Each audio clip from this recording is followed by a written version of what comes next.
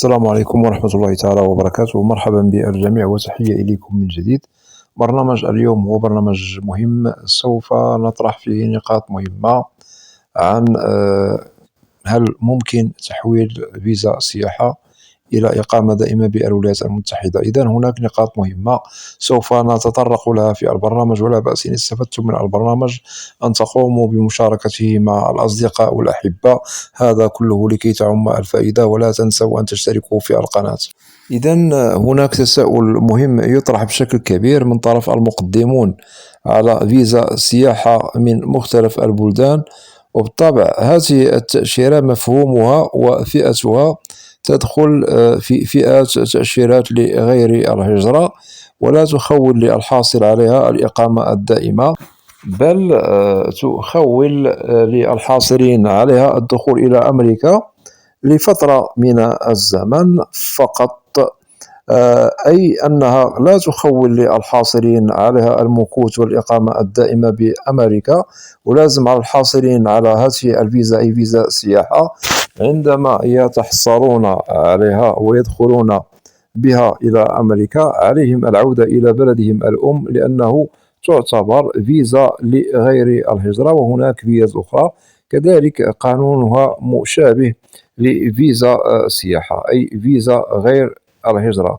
ونؤكد من جديد بأنها فيزا مؤقتة، واسم التأشيرة هو اسم على مسمى. بالطبع المقدمون على هذه التأشيرة هم مقدمون على فيزا سياحة لمدة محددة بالولايات المتحدة، وعليهم العودة إلى بلدهم الأم لكي لا يخرقوا قانون الموضوع في هذه الفيزا، لكي تسهل عليهم الدخول من جديد إلى الولايات المتحدة مرة أخرى. هذا بالطبع في حالة دخل هذا الشخص المعني بهذه الفيزا إلى أمريكا واحترم المدة المحددة في هذه التأشيرة للعودة لبلده. أما في حالة أنه خرق القانون الموضوع في هذه الفيزا، أي مكث يعني وقتا طويلا وتجاوز الحدود الموضوعة القانونية في فيزا السياحة، فسوف يقع في المحظور. ونؤكد على الذين لديهم فيزا لغير الهجرة والمسماة بفيزا السياحة، وبالطبع دخل بها وتجاوز مدة الإقامة المؤقتة كسياحة بالولايات المتحدة الأمريكية.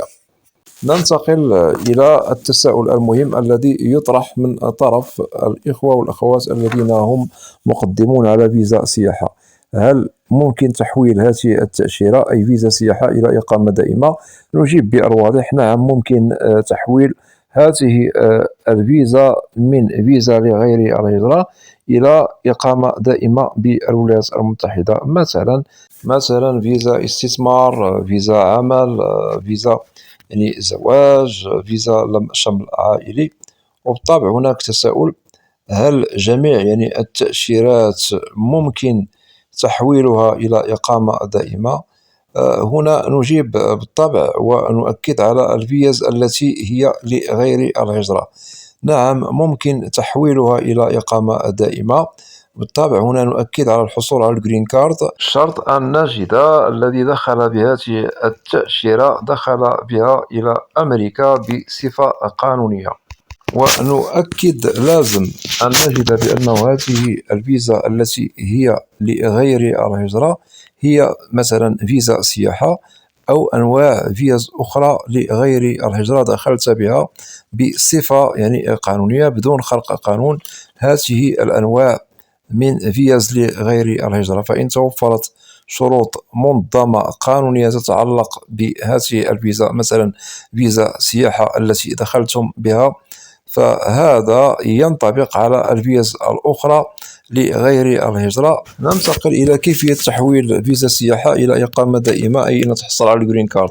هنا أولا للتأكيد، من يتحصل على الجرين كارد هو معني بفيزا هجرة أولا.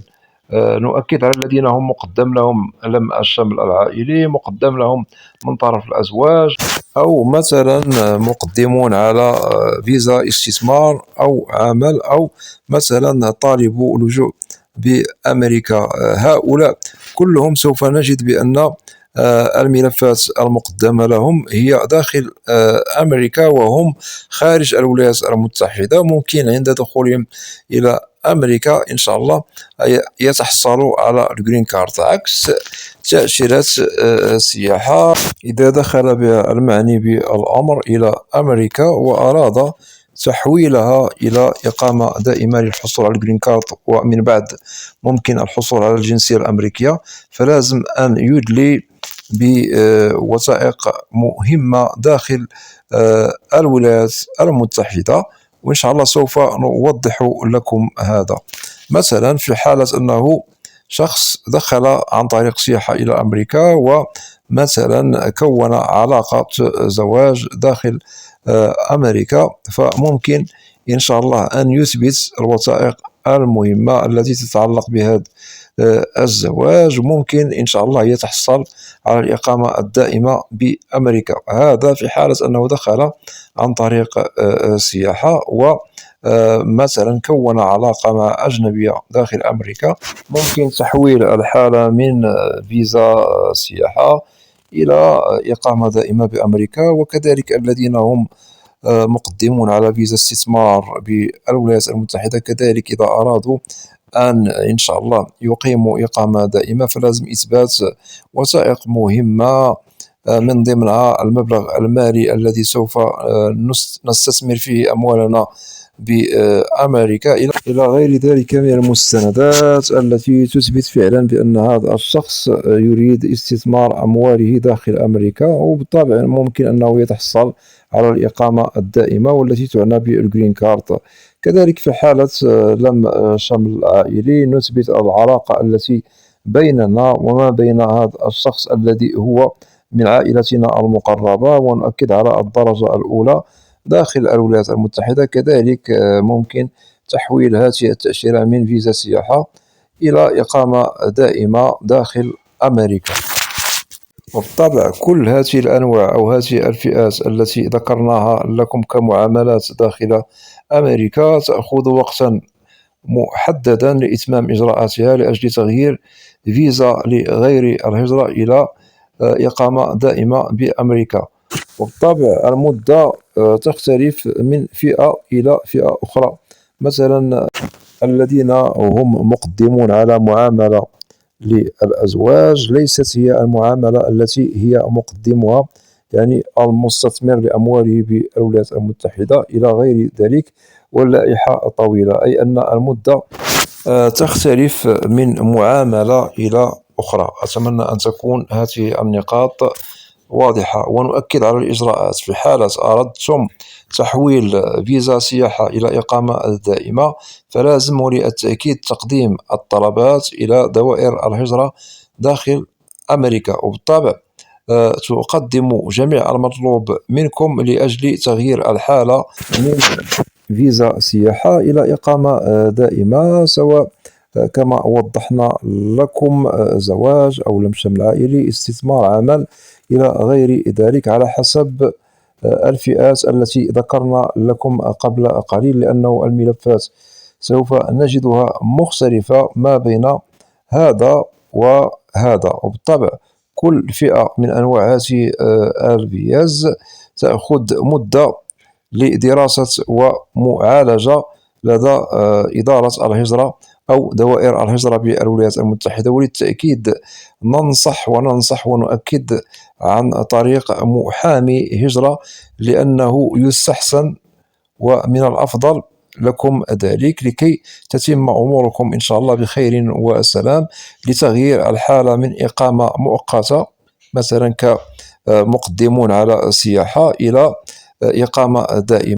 وبالطبع لكي تتحصلوا على الجرين كارد في أحسن الظروف والأحوال، وهذا أكيد لأن الإجراءات إذا اشتغل عليها محامي الهجرة بالولايات المتحدة سوف يسهل عليكم كل ما هو فيه عرقلة، وإن شاء الله سوف تتمموا الإجراءات بخير وسلام وتمر يعني الأمور في أحسن الأحوال والظروف.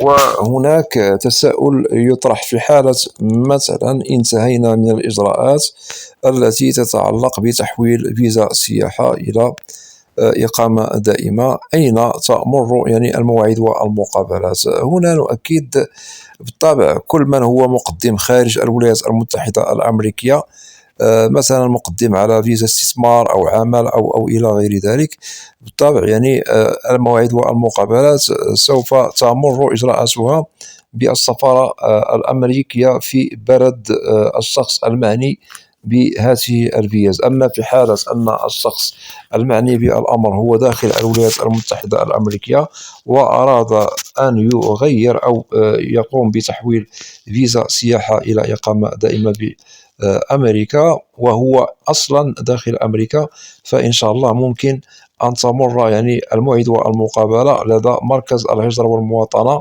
بالولايات المتحدة الأمريكية. إذا هنا وضحنا هناك يعني مقابلات تمر خارج الولايات المتحدة، وهنا نؤكد للحصول على الجرين كارد، والمقابلة تمر بالسفارة الأمريكية ببلد الشخص المعني بالأمر خارج أمريكا.